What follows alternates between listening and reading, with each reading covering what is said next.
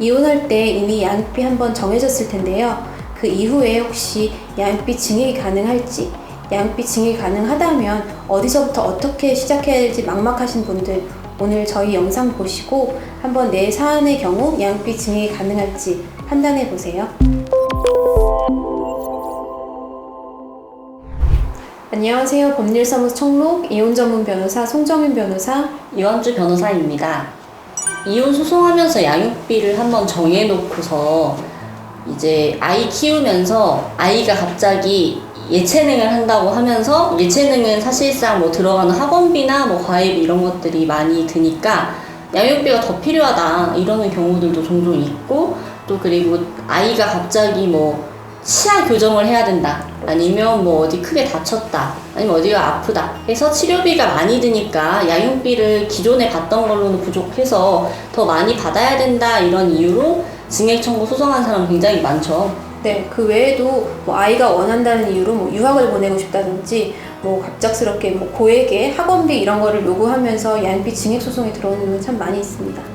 그렇다면 양육비를 기존에 받던 것보다 더 많이 받고 싶을 때는 어떻게 해야 되는지 한번 좀 알려주시겠어요? 네, 우선 물론 당사자 간의 협의가 되면 가장 좋겠지만 그러지 않은 분들 같은 경우에는 가정법원에 양육비 증액 심판 청구 소송을 해서 판결을 받으셔야 됩니다. 다만 여기서 주의해야 될 점은 이혼을 하고 나서 얼마 안 돼서 뭐 몇 개월 뒤에, 뭐 1년 뒤에 양육비 더 올려주세요 이렇게 하는 거는 특별한 경우가 아니고서는 어렵고, 저희들 이제 기존의 사례들을 좀 봤을 때는 한 이혼한 지로부터 한 4년, 5년 정도 이후에 이제 증액 청구를 하는 것이 가장 좀 이상적이라고 보여집니다. 양육비가 증액 인정된 사례들 살펴보면요, 이제 이혼할 당시에는 자녀가 뭐 미취학 아동, 그러니까 뭐 0세에서부터 한 뭐 4, 5살 이런 나이였는데, 이제 이혼을 하고 뭐 아이들이 자라서 초등학교, 중학교, 고등학교 뭐 이렇게 학교에 입학을 하고, 옛날에 뭐 양육비를 30만 원, 40만 원 이렇게 정해놨었는데, 이제 애들이 학교를 가면 솔직히 학비도 많이 들고 뭐 학원비나 기타 여러 가지 비용들이 많이 발생할 수밖에 없어서, 그 경우에 아이들이 이제 학교에 진학을 하면서 돈이 필요하다라고 법원에서 인정을 해줘서 기존에 뭐 양육비 30만 원, 50만 원 정해져 있던 금액은 너무 적다, 이런 이유로 증액을 인정해주는 사례들이 좀 많이 있습니다. 많은 분들이 궁금해하시는 것들 중에 하나가 양육비 산정 기준표에 따라서 꼭 아이들이 자랄수록 매년 양육비를 증액시켜야 하는지 물어보시는데요. 꼭 그렇진 않습니다. 다만 이혼 소송이나 이런 과정에서 아이들이 상급 학교에 진학할 때마다 양육비를 조금씩 증액하는 방법으로 처음부터 양육비를 결정할 수도 있기 때문에 이런 부분은 알고 계시면 좋을 것 같습니다. 양육비 증액 받으려면 법원에다가 소송을 해서 그 결정을 받아야 된다라고 말씀을 드렸잖아요. 그래서 양육비 소송을 하게 된다라고 하면 법원에 내가 양육비를 더 받아야 하는 이유에 대해서 적절하게 소명을 해야 됩니다. 그래서 양육비를 더 받아야 된다는 이유, 그건 어떤 게 있는지 한번 좀 얘기를 해주시면 좋을 것 같습니다. 상대방의 소득, 재산 이런 걸 어떻게 확인해야 되는지 좀 막막하신 분들이 계실 텐데요.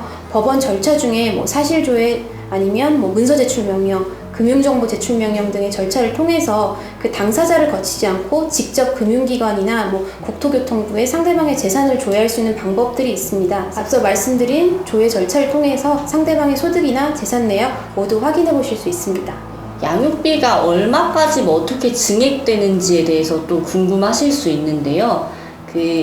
저희가 이전 영상에서 양육비 산정 기준표 계산하고 해석하는 방법에 대해서 설명을 드렸어요. 그 영상을 좀 참고해 주시면 도움이 될 것 같은데, 일단은 양육비 증액 청구 소송을 한 그 시점에서 그 양육비 산정 기준표에 있는 부모의 합산 소득과 또 자녀의 나이, 그 구간에 관련한 이제 해당되는 평균 양육비, 거기서 이제 현 상황에 맞춰서 양육비가 적절하게 증액되는 것이 결정이 됩니다. 그래서 그 양육비 산정 기준표를 좀 참고하시면 도움이 많이 되실 것 같고요. 거기서 이제 양육비는 어쨌든 양육비를 줘야 되는 사람의 상황에 의해서도 어느 정도 적절하게 감액이나 증액이 될 수 있기 때문에 그러한 사정들도 한번 살펴서 재판부에 적극적으로 주장을 하시면 큰 도움이 되실 겁니다. 오히려 양육비 증액 청구 소송을 당해서 피고의 입장에서 이제 소장을 받았다라고 하면서 그 소장을 가지고 저희 사무실에 오시는 경우도 상당히 많고, 저희 법률사무소 청록에서는 이제 양육비 증액 청구에 대한 방어하는 소송을 많이 진행했고, 또 방어율도 좋은 편입니다. 그렇기 때문에 저희가 자신있게 말씀드릴 수 있는데요.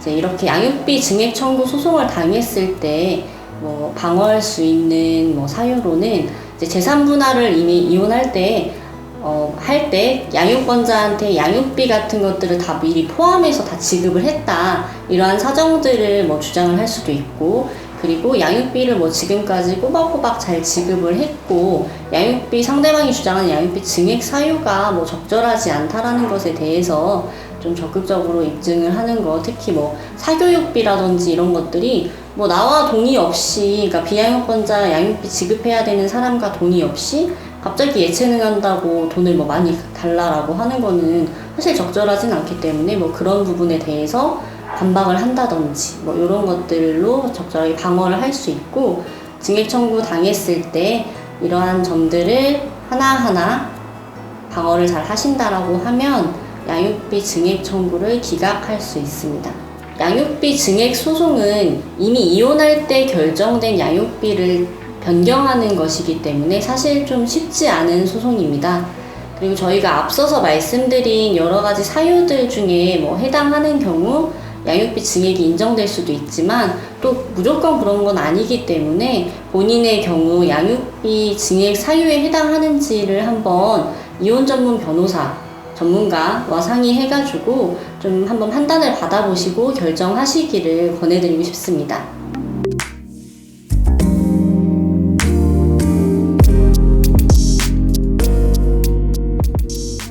양육비 증액하는 대표적인 사유를 제가 생각나는 거는, 이제 물론 비양육자 상대방의 소득이나 재산도 중요하겠지만 역으로 양육하고 있는 양육자가 갑자기 질병이나 아니면 실직을 해서 소득이 확 줄어든 경우, 이거는 사실 아이들한테 들어가는 교육비나 양육비는 명확한데, 지금 양육자가 소득이 확 줄었다고 하면 이거는 사실 대표적으로 양육비가 증액될 수 있는 중요한 사유라고 볼 수 있습니다. 그래서 양육자의 현재 경제 상황, 이런 것들을 입증자료를 제출해서 양육비를 증액받는 방법도 생각해 보실 수 있습니다.